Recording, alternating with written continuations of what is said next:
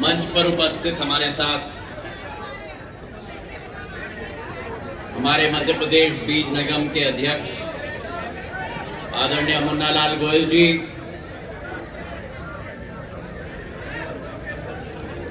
सुमन शर्मा जी, जितेंद्र गुजर साहब, अशोक जैन साहब, हमारे महामंत्रीगण हरीश मेवा फरोज जी, विनोद शर्मा जी, राजू सेंगर साहब, अशोक शर्मा जी, धर्मेंद्र राणा साहेब, मधुसूदन भदौरिया जी,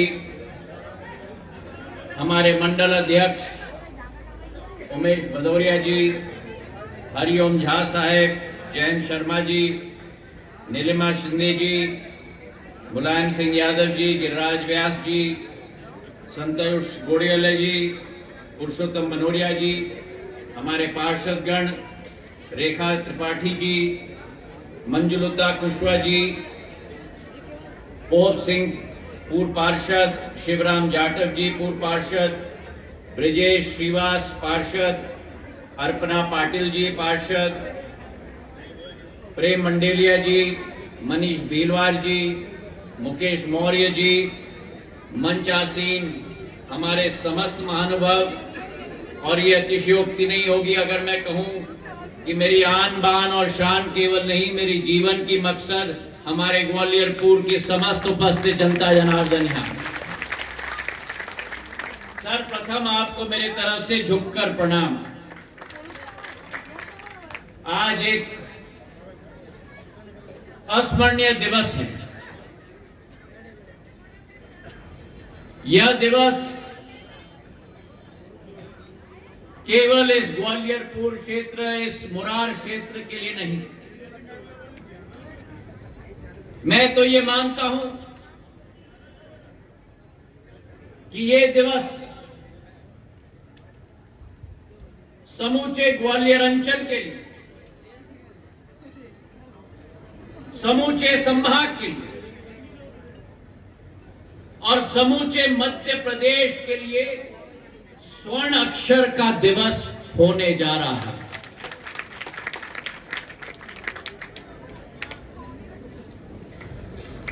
हर व्यक्ति जीवन में अपना आदर्श ढूंढता है।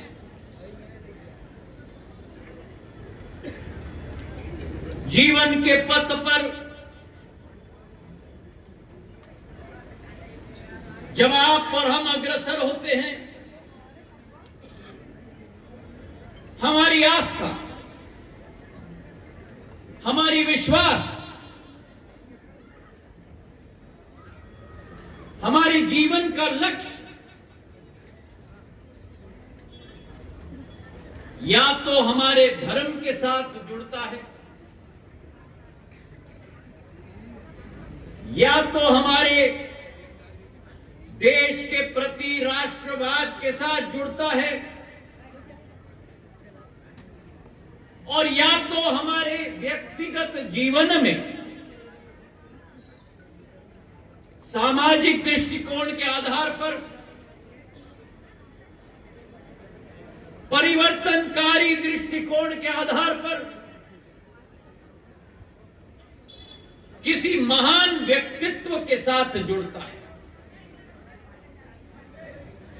और आज एक ऐतिहासिक दिन है हमारे मुरार के लिए, हमारे ग्वालियर के लिए, हमारे संभाग के लिए, हमारे प्रदेश के लिए, क्योंकि सड़क की जीर्णोद्धार तो हो रही है,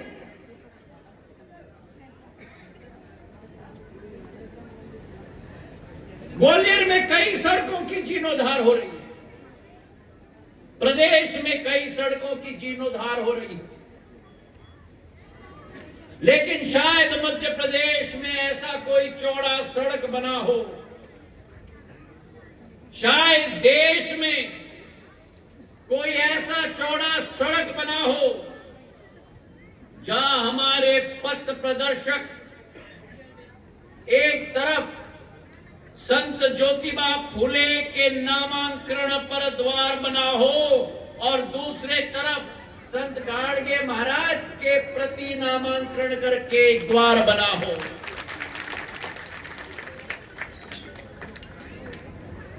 अगर कोई व्यक्ति प्रस्थान करेगा इस तरह से, तो पहले आशीर्वाद ग्रहण करेगा संत गाडगे महाराज का, और मुरार के क्षेत्र से निकलते निकलते जैसे ग्वालियर के तरफ प्रस्थान करेगा, तो महात्मा ज्योतिबा फुले का आशीर्वाद ग्रहण करके वो प्रस्थान करेगा। पर जीवन में मेरे भाई और बहनों, मैं आपसे विनम्र पूर्वक निवेदन करना चाहता हूं कि जीवन में हम लोग मंदिर जाते हैं, हम लोग गुरुद्वारे में जाते हैं, सिद्ध के स्थान में कहीं भी हम लोग पहुंचते हैं तो आशीर्वाद ग्रहण करने के लिए पहुंचते हैं। लेकिन जहां हम आशीर्वाद ग्रहण करें उस सिद्ध स्थान से, चाहे वो मंदिर हो या गुरुद्वारा हो, चाहे वो महान व्यक्तित्व धनी की मूर्ति हो, जब आशीर्वाद हम ग्रहण करें तब ये संकल्प भी लें कि उन महान व्यक्तित्व या उन देवता के दिखाए हुए पथ पे भी चलने का संकल्प अपने जीवन में हम लें। हम केवल उस सिद्ध स्थान में लेने के लिए न जाएं, लेकिन उस सिद्ध स्थान से प्रेरणा लेकर समाज और राष्ट्र और क्षेत्र को देने का संकल्प भी लेकर जाए। तालियां बड़ी कम बजी। यहां बीच में से भी तालियां कम बजी। मेरी महिलाएं तो बड़ी अच्छे से बजा रही हैं, क्योंकि घर के अंदर धार्मिक काम भी होता है तो महिलाओं के द्वारा होता है। सही है कि नहीं? तो सही है तो तालियां बजाओ।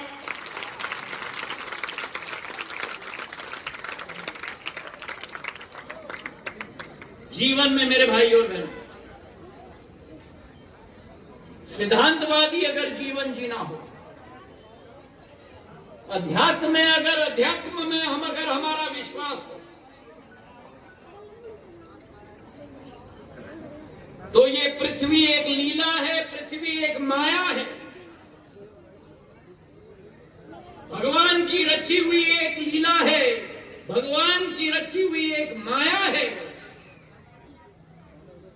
इस भगवान की रची हुई माया में, इस भगवान से रची हुई लीला में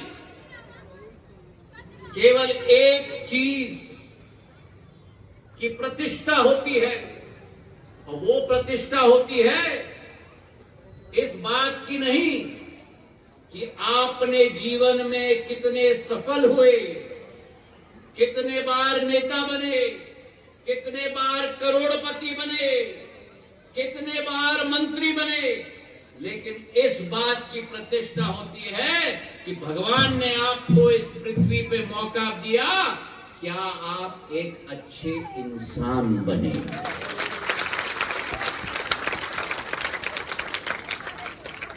और आज ये क्षेत्र मुरार का धन्य हो गया,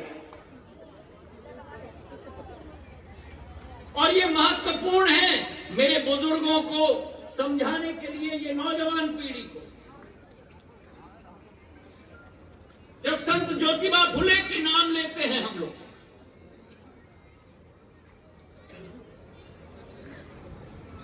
और उनका नामांकन महाराष्ट्र के संत है, उनका नामांकन और मेरा नामांकन, दोनों का स्रोत एक ही है, और वो स्रोत है हमारा कुल देवता कोल्हापुर में जो कुल देवता हमारे हैं वो कुल देवता ज्योतिबा महाराज हैं, उनके ऊपर ज्योतिबा फुले का नामांकन हुआ और आपके ज्योतिरादित्य का भी नामांकन हुआ।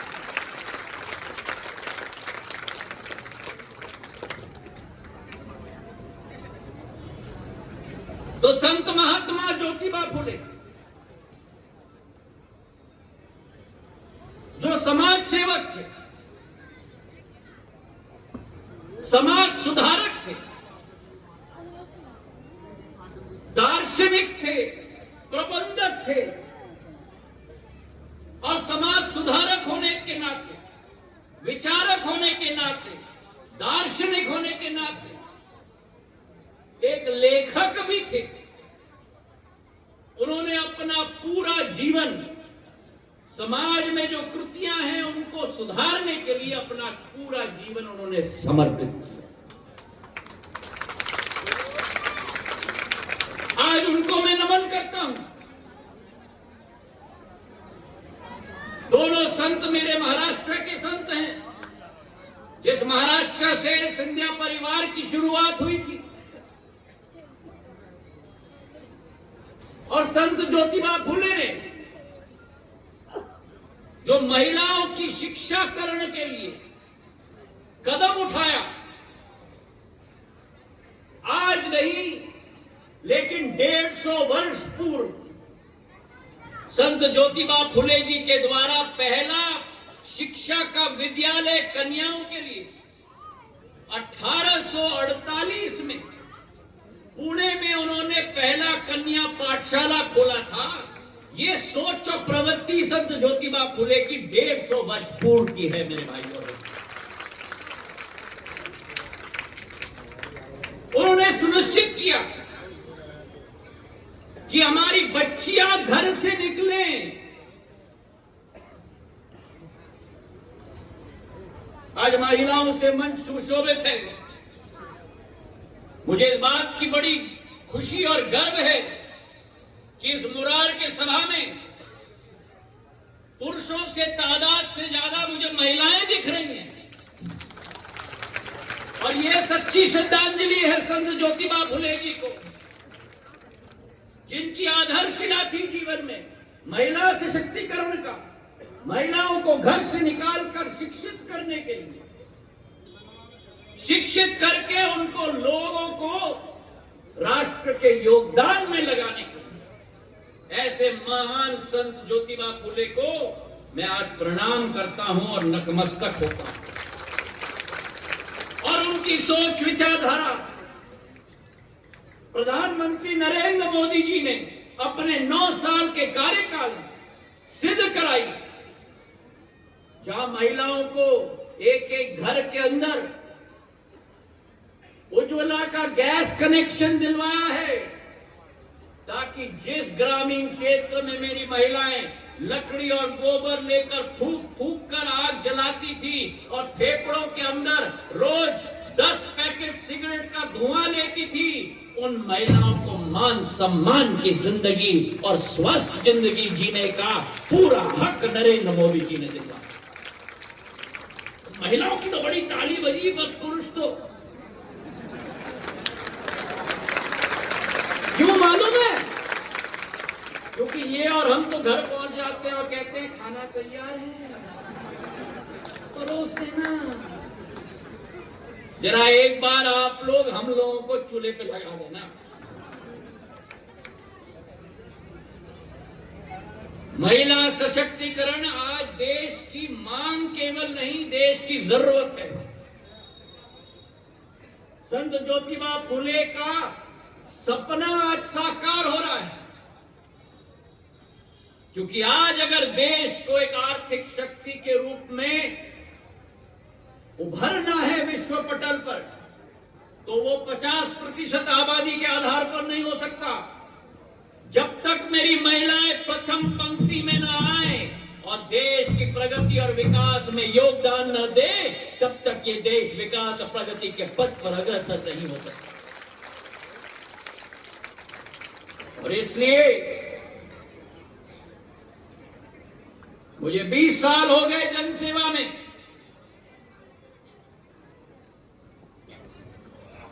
जब जब मेरी महिला पार्षद बनती है, जब जब मेरी महिला जिला पंचायत की सदस्य बनती है,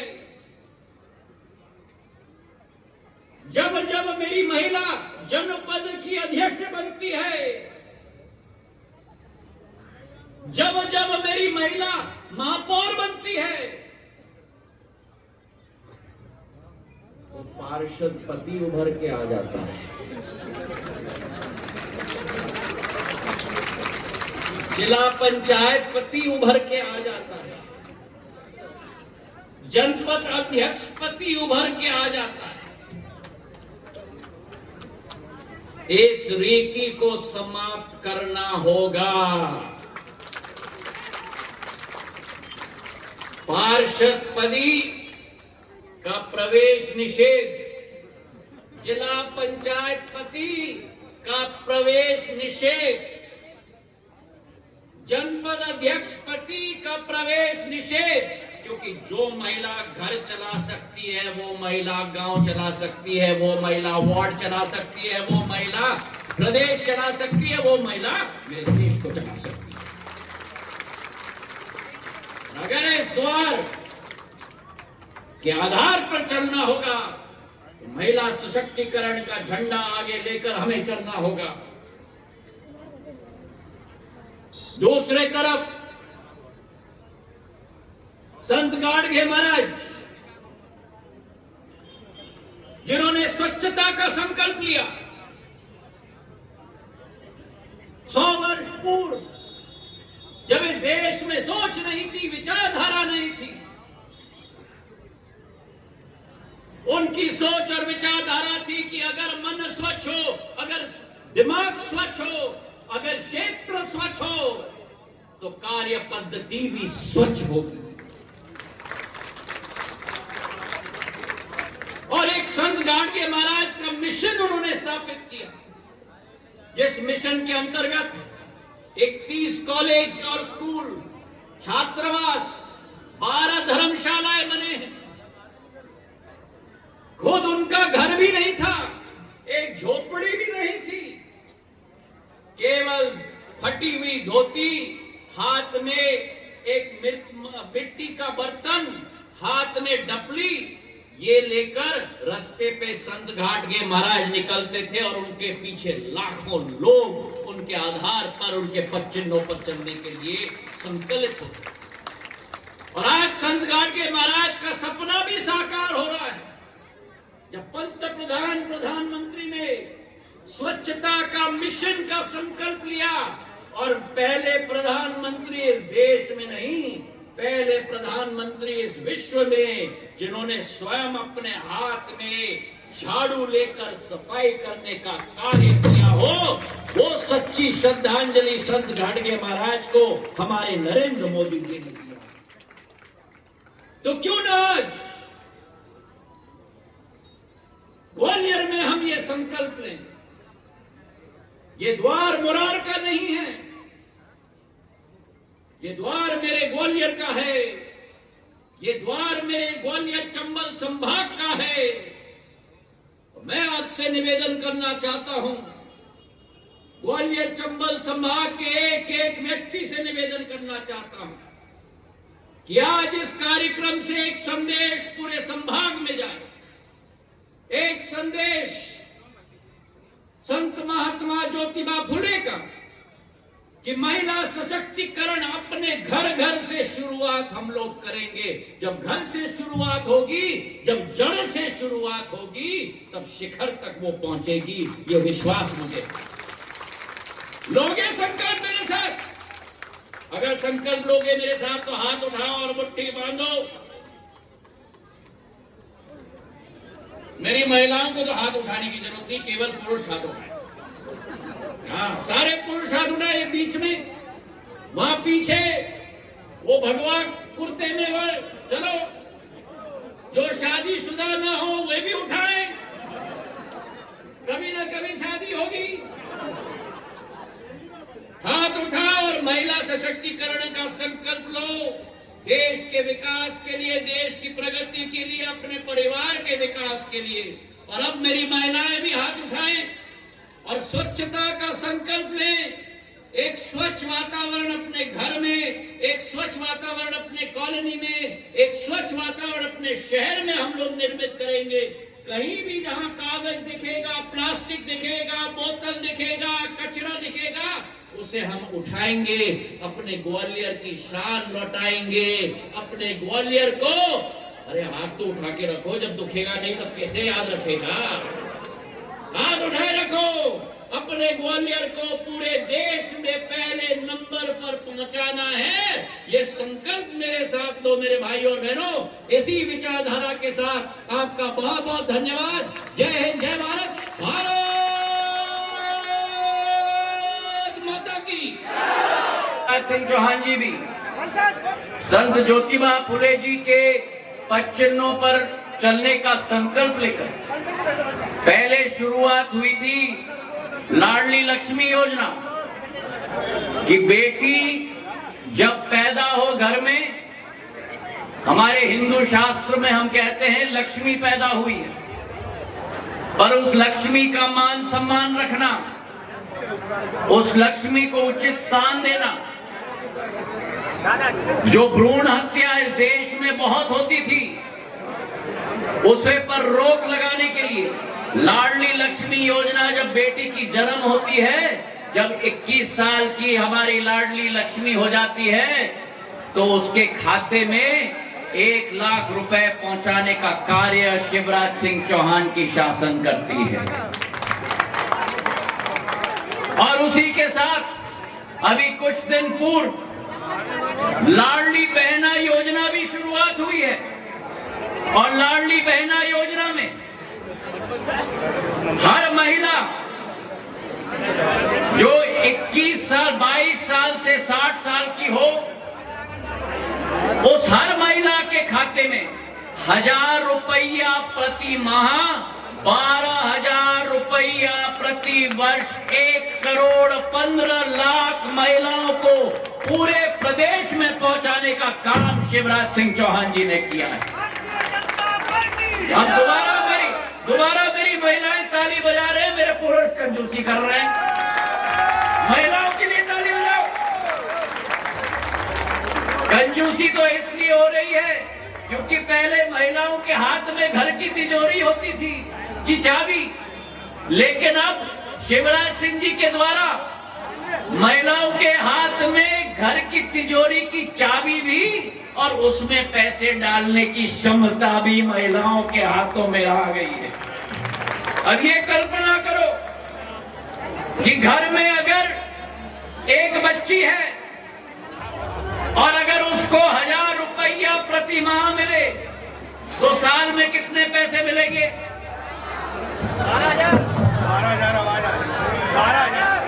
12,000। और अगर घर में एक हमारी लक्ष्मी बेटी के साथ अगर एक बहू हो तो उस बहू को कितने मिलेंगे? 12,000। और अगर घर में एक बहू नहीं लेकिन 2-2 बहू हो तो कितने मिलेंगे? तो 12 और 12 कितना हुआ? और अगर घर में